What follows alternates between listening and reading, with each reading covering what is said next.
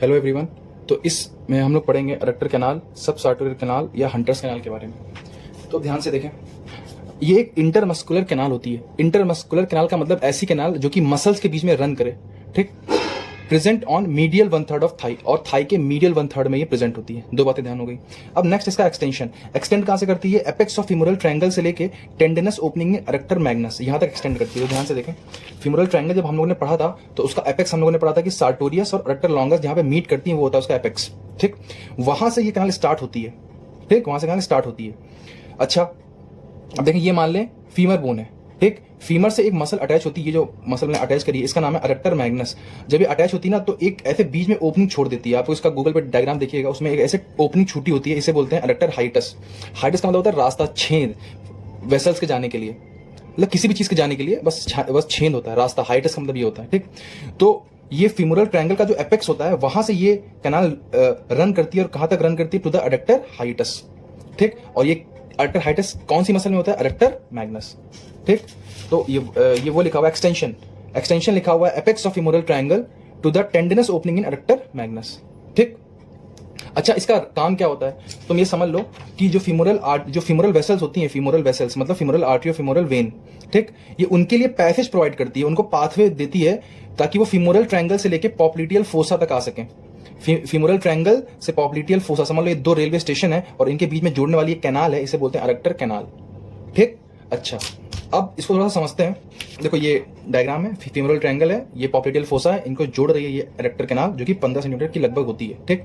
अच्छा, इसका नाम अडक्टर कैनाल क्यों पड़ा, सब सार्टोरियल क्यों पड़ा, हंटर्स क्यों पड़ा, अभी समझ में आएगा। अब ध्यान से देखो, आप पहले इसको समझ लो।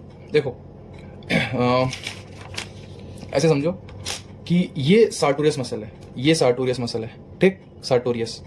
ये जा रही है, ये चलो मैं लेफ्ट लेग की बनाता हूँ, लेफ्ट लेग की जो डायग्राम है वो लेफ्ट लेग का बना हुआ है। ये मान लो सार्टोरियस मसल है, ठीक। अच्छा, ये थाई है, तो सार्टोरियस मसल कैसे जाती है? ऐसे जाती है, ठीक। ये हम लोग की सार्टोरियस मसल, ठीक। एक मसल होती है वास्टस मीडियलिस, बॉडी के मीडियल साइड होती है, जैसे ये फीमर है ना तो इसके ऐसे अटैच होगी, ऐसे वास्टस मीडियलिस, ठीक। तो ये है वास्टस मीडियलिस, ये वाली ब्राउन वाली, सही है।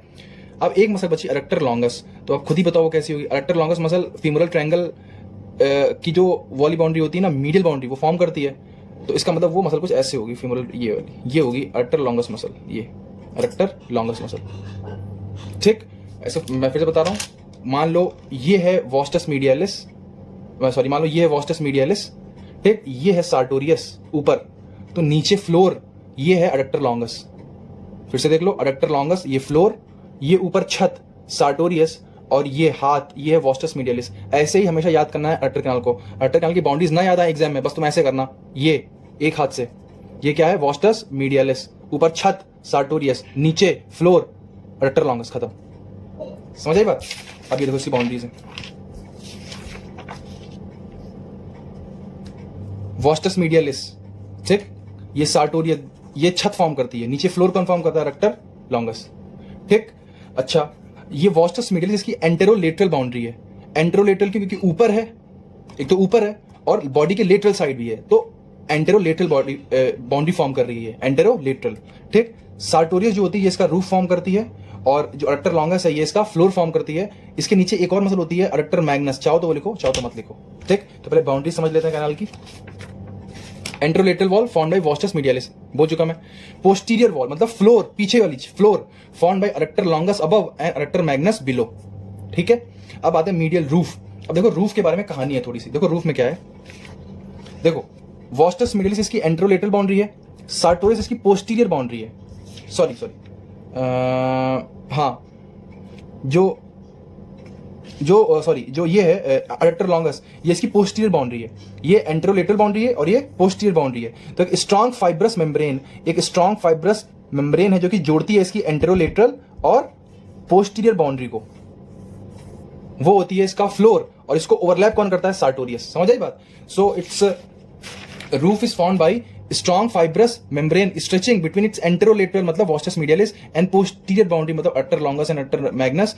The roof is overlapped by sartorius muscle. ठीक. अच्छा अब देखो डायग्राम में एक चीज और देखो, ये जो स्ट्रॉन्ग फाइब्रस मेम्ब्रेन है इसके ऊपर मैंने कुछ नर्व्स बनाई हैं। अच्छा इसे इन नर्व्स के गुच्छे को बोलते हैं सब सार्टोरियल प्लेक्सस ऑफ नर्व। सब सार्टोरियल क्यों? क्योंकि सार्टोरियस के नीचे है। प्लेक्सस का मतलब क्या होता है? देखो जहां पे नर्व तुम्हें गुच्छे में दिखे वहां पे वर्ड यूज होता है प्लेक्सस। क्या क्या वर्ड होता है? प्लेक्सस। यहाँ पे नर्व का तुम्हें गुच्छा दिखे, यहाँ पे नर्व का गुच्छा है तो इसे हम लोग बोलते हैं सब सार्टोरियल प्लेक्सस ऑफ नर्व। अब सब सार्टोरियल प्लेक्सस ऑफ नर्व की कुछ नर्व्स आपको याद करनी है, जैसे कि अब मैंने सब पढ़ाया हुआ है यार, अब ये तुम्हारे गैस्पिंग पावर पे तुमने कितने अच्छे से पढ़ा था। Branch of medial cutaneous nerve of thigh मैंने पढ़ाया था कि ये फीमोरल नर्व की एंटीरियर डिवीजन की ब्रांच होती है।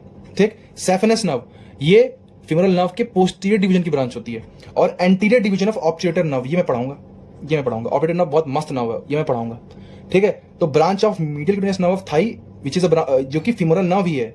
सेफेनस नर्व जो कि फीमोरल नर्व की ब्रांच है, और ये anterior division of obturator nerve. ठीक, ये होती है इस प्लेक्सस में। ये जो नर्व का गुच्छा था ना, इसमें कुछ नर्व्स ये हैं, ये जो नर्व का गुच्छा था उसमें ये होती है नर्व्स। ठीक, अच्छा इनका काम क्या होता है? They supply overlying fascia lata and skin. ये जो ओवरलाइंग फेशिया होता है, ठीक, और जो ओवरलाइंग फेशिया लाटा होता है। फेशिया लाटा क्या होता है ये मैंने आपको पहले बताया था, लेकिन फिर से बता देता हूँ। ये फेशिया लाटा जो होता है ना, ये हम लोग के थाई को एक स्लीव की तरह कवर करके रखता है, स्लीव की तरह।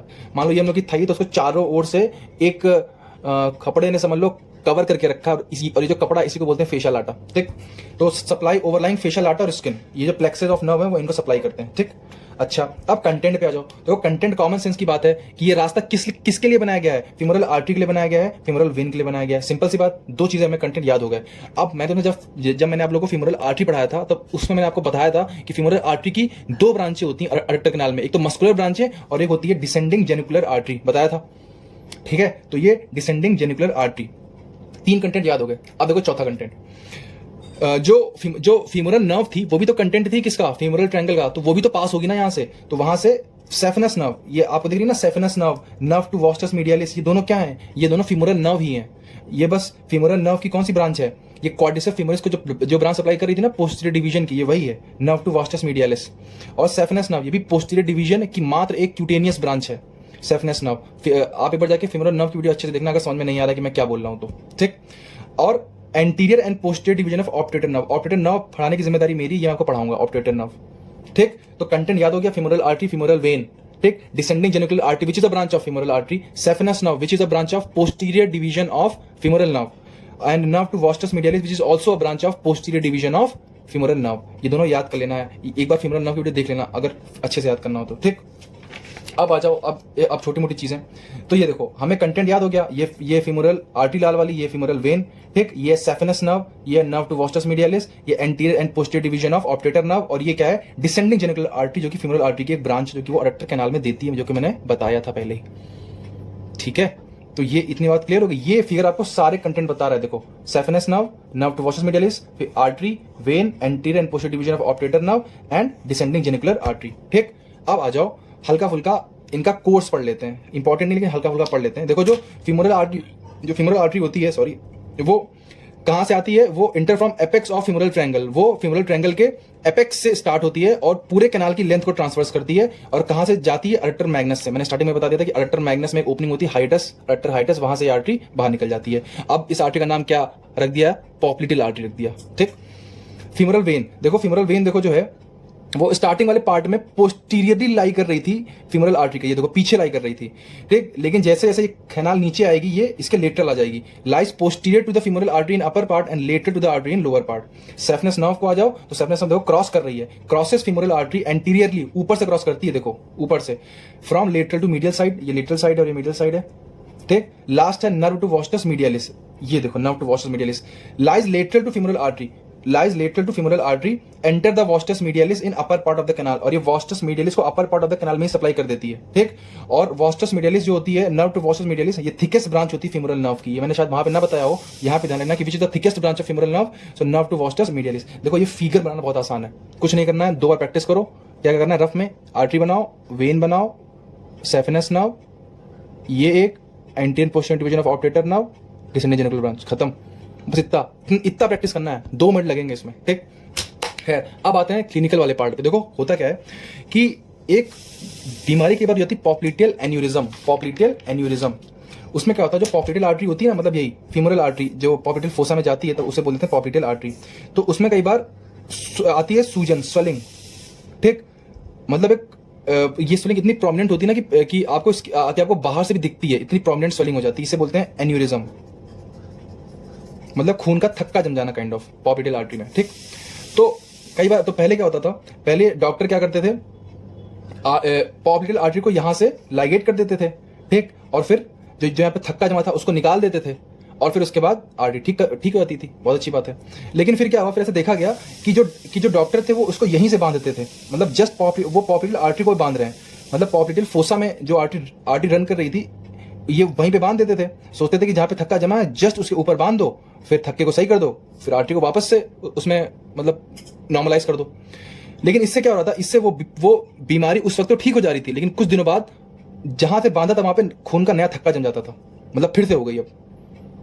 ठीक, तो फिर एक डॉक्टर थे, डॉक्टर जॉन हंटर, उन्होंने कहा कि आर्टरी को यहां से ना बांध के, यहां पे मत बांधो, आर्टरी को बांधो अडक्टर कैनाल में, क्योंकि वहां पर आर्टरी बिल्कुल हेल्दी है। देखो अगर यहां पे खून का थक्का जमा है तो ऑब्वियस सी बात है कि हो सकता है इन्फेक्शन के आसपास के एरिया में भी फैला हो, और तुम वहीं पे बांध दे रहे हो तो इन्फेक्शन वहां पे परसिस्ट कर जा रहा है। इससे अच्छा है इस आर्टरी को बांधो हेल्दी एरिया में जहां पे आर्टरी बिल्कुल ठीक है। कहां पे, अडक्टर कैनाल में बांध दो, क्योंकि अडक्टर कैनाल में आर्टरी बिल्कुल हेल्दी होती है, क्योंकि यहां से तो अडक्टर कैनाल थोड़ी दूर है, तो इसीलिए उस आर्टरी को यहां पे बांधना स्टार्ट किया गया। और जब से आर्टरी को यहां से बांधना स्टार्ट किया गया तब से दोबारा ऐसा कभी नहीं हुआ कि पेशेंट के पॉपिटल एन्यूरिज्म हुआ हो और वापस से हो गया हो, नहीं हुआ। मतलब हमने परमानेंट सोल्यूशन ढूंढ निकाला। इसीलिए ये जो अडक्टर कैनाल होती है इसके सम्मान में इसको बोला जाता है हंटर्स कैनाल, जो कि डॉक्टर जॉन हंटर के नाम पे थी। ठीक है बेटा, इसीलिए बोलते हैं नॉलेज इज पावर। ठीक है, so this was all about adductor canal with its clinical. I hope आपको समझ में आया हो। वीडियो अच्छी लगी तो प्लीज लाइक करें, कमेंट करें और चैनल को जरूर सब्सक्राइब करें। Thank you. देखें वीडियो के डिस्क्रिप्शन में जाएंगे तो मैंने एक वीडियो डाला है एक ऑपरेशन का, जो कि पॉपिटल एन्यूरिज्म का ऑपरेशन है। ठीक है, तो उसमें आप ध्यान दें कि जब वो ऑपरेशन कर रहे होंगे, ऐसे पूरा स्किन को फाड़ के रखा होगा, ठीक है, तो वो एक लाल रंग के धागे से यहाँ पे कुछ बांध रहे होंगे, ऐसे ऐसे करके लाल रंग के धागे से। तो ये एक्चुअली में वो फीमोरल आर्टरी को ही बांध रहे थे अडक्टर कैनाल के अंदर। ठीक, तो ये ऑपरेशन ज़रूर देखें, 4-5 मिनट के ऑपरेशन की वीडियो है, पड़ी हुई है मतलब डिस्क्रिप्शन में। और दूसरी बात कि जो अगर आपको नोट्स चाहिए तो वो टेलीग्राम चैनल पे मिलेंगे और उसका लिंक भी मैं डिस्क्रिप्शन में दे रहा हूँ। ठीक है, थैंक यू।